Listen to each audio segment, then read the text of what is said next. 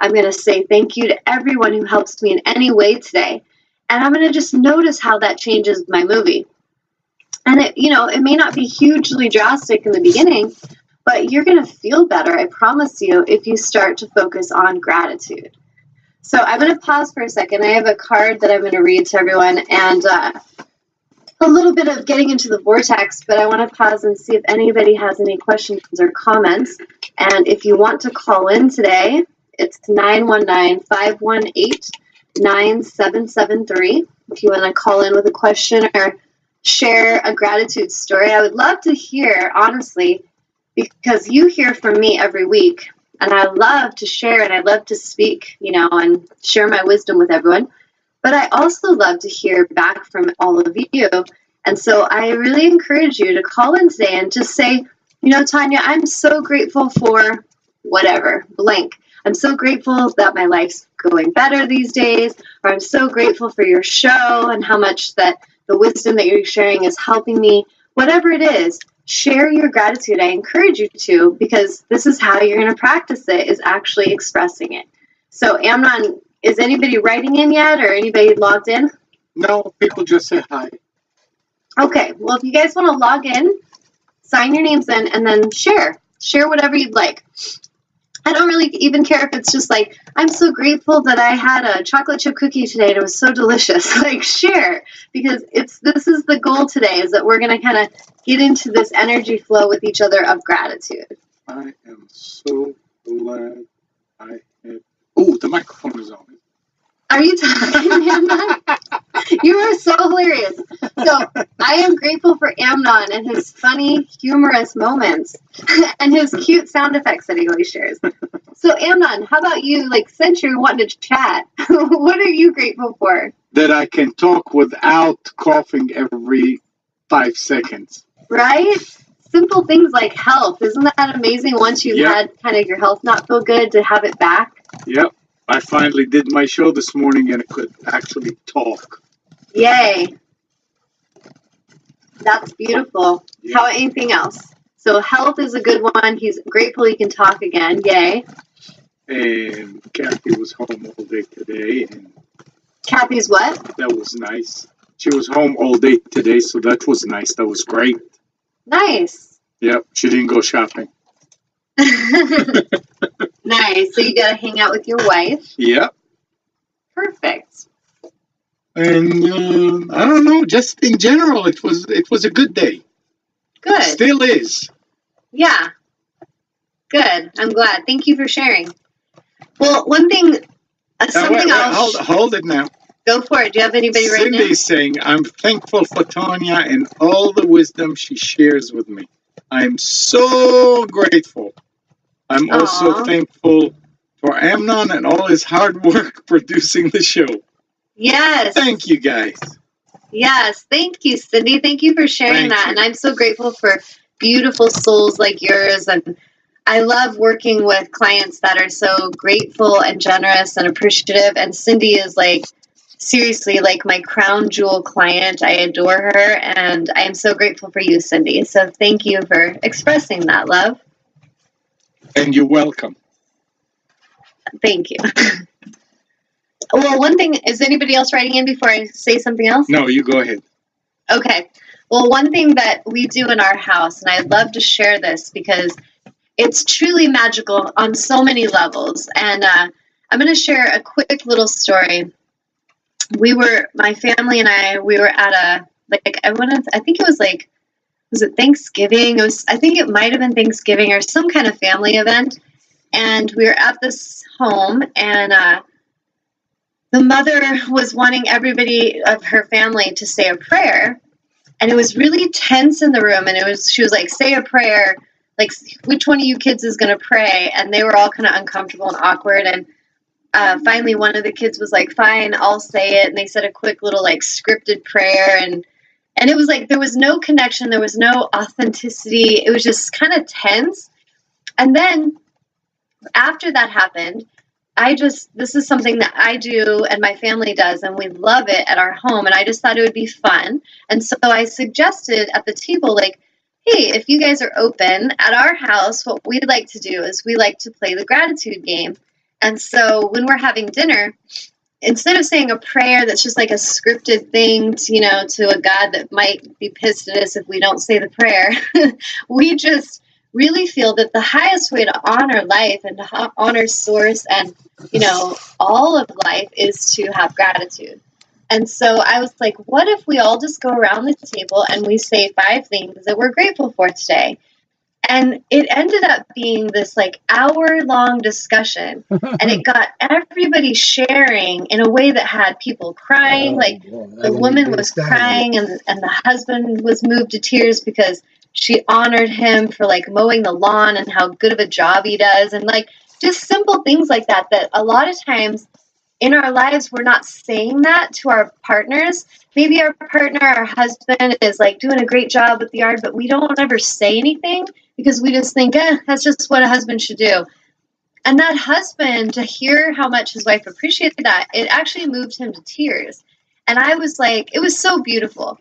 And the point of that is we just each shared 5 things that we were grateful for, and it ignited a conversation, a soulful conversation of gratitude. It ignited emotional connection with the people around us in a state of what we loved about each other and what we loved about our life. And it was absolutely beautiful. And seriously, it ended up being like an hour-long discussion around the table. And it doesn't always have to take that long, but it was beautiful. And at my home, that's what we do at dinner time is we'll just sit down and we're having our meal, and then we'll kind of just casually decide who's going to go first. We're like, okay, what are you guys grateful for today? And sometimes my children, we would do like a high-low where they would share what was their low point of the day, and then they would share what their high was, like what they were grateful for. And that's also beautiful because as a parent, it helps me to connect with my children and understand where they're struggling, where they're frustrated, and also where they're thriving, what they love. And it's such an amazing connection tool to help us to know what's going on with each other. And so I would encourage you, if you feel open to it, maybe for just the next week, practice with that every night at dinner table. Instead of putting pressure on your family to say a scripted prayer, instead of putting pressure on people to do anything from a scripted place, what if we shifted to an authentic connection place where we authentically just shared with our friends and family from the heart what we appreciate about them and what we appreciate about ourselves? If you're single and you're not with the family, sit at the dinner table and just think about 5 things every time you sit down to eat that you're grateful for. Maybe I'm just so grateful I have a table to sit at. I'm so grateful I have this fresh meal that's healthy. And, there's people in countries that are eating off the dirt and they're starving to death and they're really in a place of survival. And here I am with shelter and food, and I've got, this yummy fresh juice or whatever. I mean, it just starts with simple things, simply focusing on what you're grateful for, and it ignites such an energetic shift in your life that will bring profound changes. And I honestly feel like the humans on our planet that are struggling with sickness and disease and addictions, a lot of it is because there's a focal point of isolation, poverty, consciousness, me focus, and it's on lack. And there's not a reverence for the wholeness, for the connection to community and to oneness. And if you think of that as like a human that's struggling, it's like the humans over here and then the whole world's against them and they're alone and no one cares about them and no one does anything for them, right? They're not looking at gratitude, and so they're struggling, they're suffering, they're sick. And when you look at that as a macro, it's a human and community.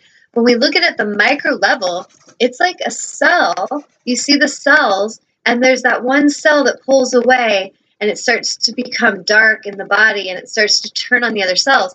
It turns into cancer. And so that's sickness, the manifestation of sickness in the physical body. We can see it also on the macro level, how the human's living. So if we're feeling very isolated in our lives and we're not really feeling like honoring anything around us, we're not grateful, we start to get in this depressed energy. And that depressed energy is very heavy on us, and it starts to feel like there's just nothing working out for us, nothing goes right. it's a focal point, it's a perspective. So everything in our life is greatly affected by perspective. So if I'm focused on a perspective of lack, I'm going to really feel gross and I'm going to feel upset and I'm going to feel angry and frustration. But if I'm focused on abundance and goodness, I'm going to feel better. And interestingly, I'm going to draw in more support, more goodness, more love, more light, more abundance, all the good stuff I want. And that, like I said, it doesn't mean your life is perfect, because I am a very grateful human, but there's times where I have people dishonor me. Like I was telling Amnon before the show, like on Facebook, I shared the other day that you don't know gratitude until you have removed misaligned, disrespectful humans from your house, from your sacred space.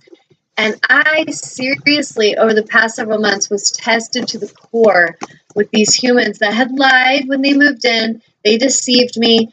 It was very manipulative. In our ad, we put out that we didn't want smokers. We didn't want any drama, no drugs, nothing, because we had had people in the past do that. And, big picture, they ended up moving in. They deceived us. But then it was incredibly challenging to get them out of our house. And the hatefulness, one person in particular, she walked around like a hate cloud. Everything pissed her off. She was angry at the world, constantly slamming doors. You'd hear her grumbling hateful things through the house. And it was so disruptive to our family. Like, I really learned a lot from just observing her. But I am so fucking glad that she is out of my house. Let's just say that. And I've learned so much, though, from observing these things. And I shared on the show a few weeks ago, like how some of this stuff actually triggered deep emotional trauma from my childhood. Let's just say we moved through it. There's forgiveness. There's a cleansing that's happened. But I never want to go through that again. I have no desire to go through that again. But what I learned watching these people is I would see how much this human would get stuff and take from people, and it never satisfied. It never was enough. She was angry at the world, and ultimately she was really angry at herself because she wasn't loving herself. She wasn't honoring herself. She was not honoring her word. She would give her word and then go against her word. I'm going to tell you guys, you want to keep life simple? When you say something, what you say, do what you say and mean what you say, or don't fucking say it. Because Amen. A big part of the drama in our lives that we create comes from the lack of our integrity. So if we promise ourselves something and then we go against that, let's say with an addiction. Let's say someone's like, I'm not going to smoke because I know it's not good for me. I'm giving up cigarettes. I'm done with it. And then in 2 days, we have a stressful moment, and instead of going and dealing with it in a more loving way, we go right back to our vice. Then we're angry at ourselves. Oh, damn it. I can't quit smoking. I'll never be able to quit smoking. So then you're angry at self, and now you're angry at people around you. And so then you give your word that you're going to help them with something, and then you go back on it. It's a very quick and fast destructive mechanism in your world. And so when we're living our lives this way, we are going to suffer, and we typically create destruction all around us. Like I said, we survived these humans in our life, but they were so disrespectful to the core. Like they literally, when they moved out, they didn't clean their room. They didn't do anything kind. They peed on their balcony, and I was out there like, this is so disgusting. I'm cleaning up after them. And just like the hatefulness, they stole groceries from us. Like seriously, it blew me away of how humans could treat others this way. But big picture, I know that this is not going to serve them, because when someone is taking from others and they're being hateful to others who have done nothing but show them honor, you are seriously shooting yourself in the foot. And so the reason I'm saying this today is because not just because I hope people will show me gratitude. I love moments of honor and gratitude, and I give them all the time. But I know that the power of it is going to change your life. The power of it, any human that's listening, including the ones that moved out of my home, if they really listened and they really shifted their focal point to gratitude instead of what's in it for me all the time, instead of being pissed off all the time that they didn't get enough, if they started to really have great gratitude for what they do have, they would feel ease. They would feel peace. They would feel joy. And interestingly, that is what we're all desiring at the deepest